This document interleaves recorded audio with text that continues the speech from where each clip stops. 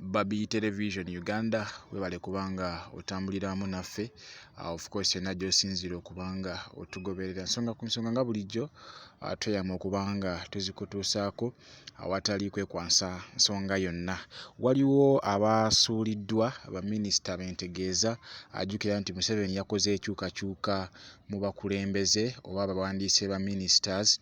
Waliwo abalabiddwako olunaku lw'ejjo nga bagenda ku Parliament okwekalakaasa. Baani waliwo abafunye agafo aganene nnyo ge tubadde tutabasuubiramu, wabula byonna ogenda kubanga obifuna bulungi nnyo mu vidiyo eno. Kale ndowooza ngenda kubanga ntandika ne Vice President ono nga yasigadde Jessica Alupo, Right Honorable Prime Minister naye yasigadde Robinah Nabbanja. Cabinet Ministers akuliko Honorable Rebecca Litwala Kadaga, ono nno ye mumyuka wa Prime Minister ow'ensonga za East Africa kuli Kenya, Uganda ne Tanzania, Rwanda ne Burundi. Oyo ye Prime Minister akwasaganya ensonga ezo. Right Honorable General Moses Ali era nga ye Deputy Prime Minister, ono nno nga yakwasaganya business za government mu Parliament. Honorable Lukia Nakadama yasigadde nga amyuka Prime Minister ku nsonga za Minister yalondeddwa ku kifo ky'obwa Minister without portfolio. Honorable Museveni Janet Kataha yasigaddewo ku bwa Minister of Education and Sports. Miss Mariam Doka Babalanda, ono nno nga ye yalondeddwa nga Minister of Office of the President. Honorable Jim Muhwezi, ono nno ye Minister Office of the President. Ono nno yakwasaganya ebyokwerinda bya President, era nga Dr. Musenero Monica ye Minister akwasaganya Office y'obwa President nga kossa n'ensonga za State House ezekuusa ku bya tekinologiya n'obuyiiya. Hajati Misa Kabanda ye Minister for Kampala Capital and Metropolitan Affairs. Right Honorable Kasule Lumumba, Minister Office of the Prime Minister, General Duties. Obua Dennis Hamson, Government Chief Whip. Honorable Onek Hilary, Minister Office of the Prime Minister, Relief Disaster Preparedness and Refugees.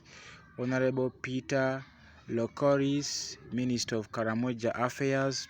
Honorable Frank Atumwebaze, the Minister of Agriculture, Animal Industry and Fisheries.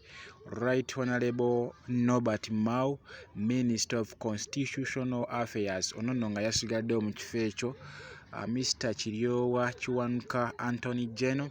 Honorable Oboth Maxon Jacob, Minister of Defence and Veterans Affairs.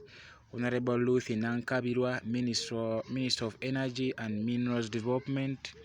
Honorable Matia Kasaija, Minister of Finance, Planning and Economic Development. Honorable JJ Odongo Abubakar, Minister of Foreign Affairs.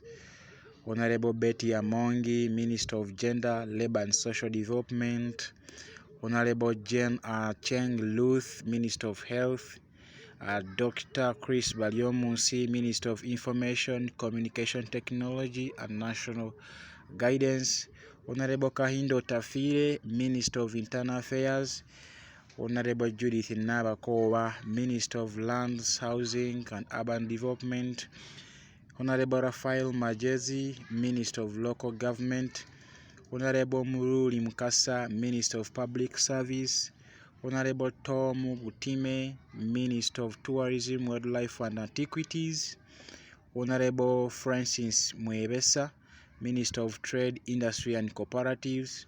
Honorable Cheptoris Sam Mangusho, Minister of Water and Environment.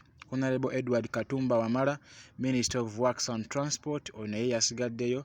Abaminisita abalala kuliko Honorable Beatrice Akero, ono nno nga ye Minister of State Office of the President era nga yakwasaganya ebyenfuna.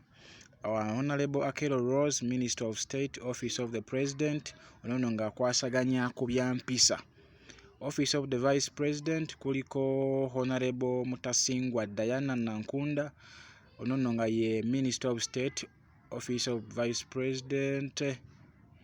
Honorable Lilian Aba, Minister of State, Office of the Prime Minister, ono nga yakwasaganya ebya oba banoonya obuddukiro mu nsi yaffe eya Uganda.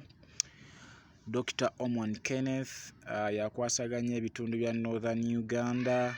Honorable Wamala Nambozef, Honorable Wamala, Minister of State, Office of the Prime Minister, yakwasaganya ensonga ze Karamoja. Of course n'abalala bangi nnyo besitasobodde kubanga nkusomera naye so far beebo ba cabinet ministers nga kw'ossa ne level eddakaawo wansi, naye nga ku bano ababadde basuubirwa okubanga bafuna agafu aganene mwe mwabadde Jennifer Full-Figure, ono nno nga kw'ossa ne Buchaman abaali nakinku mu kunoonyeza mukama waabwe akalulu, era olunaku lwabadde lwajjo abakedde ku Parliament okulaba nga beekalakaasa ku reshuffle eyakoleddwa President Museveni nti lwaki ku mubiri gwe bayiyeewo nga banoonyeza omukulu oyo akalulu tebasobodde kubanga bafuna ebifo mu abaminisita oba babadde beetaaga okuba nabo nga balondebwa okuba abaminisita ab'ensonga ezimu nga bwe baalabye Balaam Barugahara we bamuwadde ogufo ogunene ennyo. Ngenda kubanga nkuwa bingi nnyo ebikwata ku Balaam oyo Dr. Mulambirira, naye abasinga ku ffe tetwakitegeera, wabula olunaku lwaliyo ngenda kubanga nkuleetera Balaam yaani.